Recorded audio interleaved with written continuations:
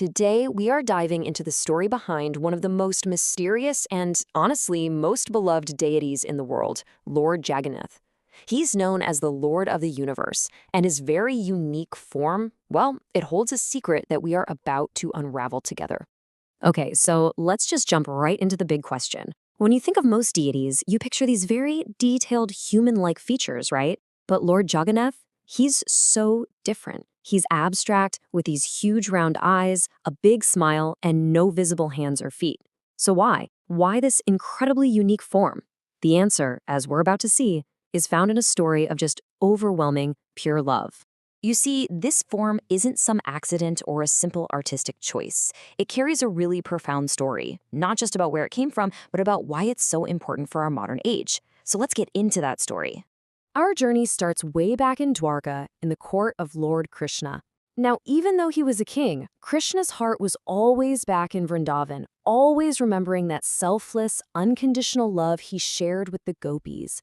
And we're not talking about a love bound by rules or rituals, but something just pure devotion. So one day, Krishna's mother, Rohini, starts telling these really intimate stories about his time in Vrindavan.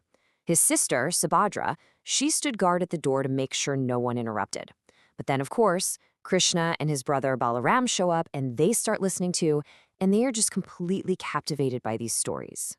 And as they listened, they were so overcome with this intense divine love that it literally transformed them, physically.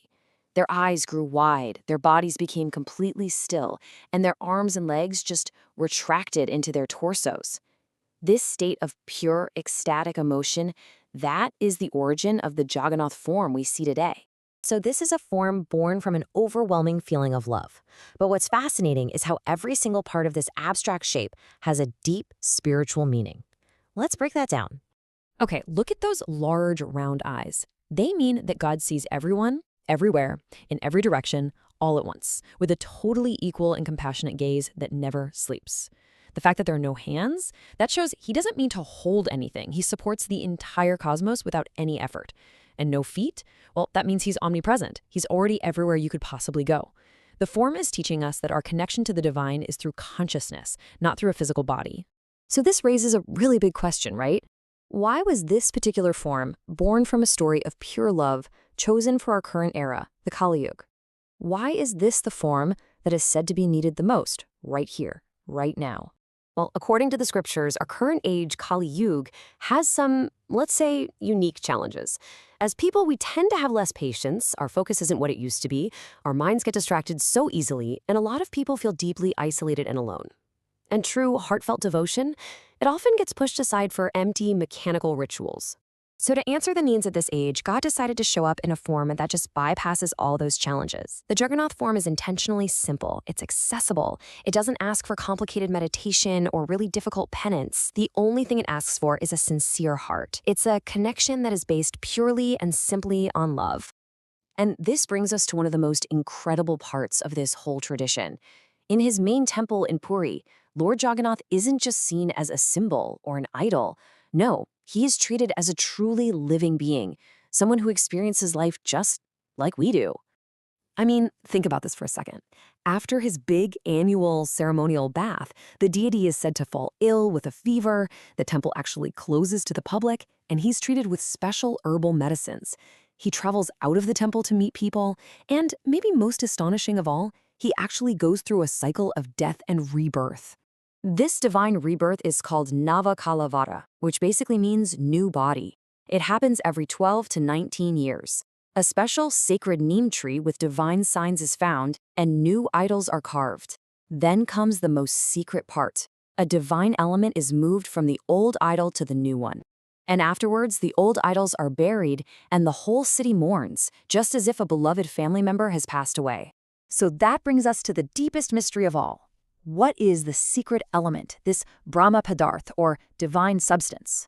Well, the transfer happens in complete darkness. The city's lights are turned off. The priest who does it is blindfolded, his hands are wrapped in cloth, because it's believed that anyone who sees or touches it will not live. It's said to be a relic from Lord Krishna's own physical body, a living energy that makes the deity truly, truly alive. But beyond all the incredible mystery and all the ritual, the form of Lord Jagannath carries the ultimate message for all of us, a message of profound compassion and unconditional love. To really get this, let's just do a quick comparison. Lord Rama was the embodiment of Maryada. That's all about duty, righteousness, and following the rules.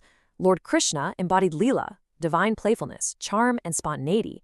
But Lord Jagannath, he is the pure embodiment of Karuna, infinite compassion and mercy. He's God in his most forgiving and approachable form. And this brings us right back to the form itself, that incomplete body. Why? The reason is just this profound act of divine empathy. The belief is that God chose an imperfect form so that no human being would ever feel ashamed of their own flaws or imperfections. It's a powerful message, isn't it? You are loved exactly as you are. And you see this message come alive during the world-famous Rath Yatra, the chariot festival. You know, in most traditions, the devotee has to go to the temple. But here, God leaves the temple. He comes out onto the streets to meet everyone. It doesn't matter what your caste is, your creed, your background. It is the divine promise in action. If you cannot come to me, I will come to you. And finally, just look at his face. Lord Jagannath is always smiling. It doesn't matter what chaos or suffering might be happening in the world, that smile is a constant, gentle reminder that all pain is temporary. It's like a beacon of hope, just whispering to every single soul, this too shall pass. And really, that's the ultimate purpose of the Jagannath form. He represents a God not to be feared, but to be loved. Not some distant king sitting on a throne, but a friend, a constant companion.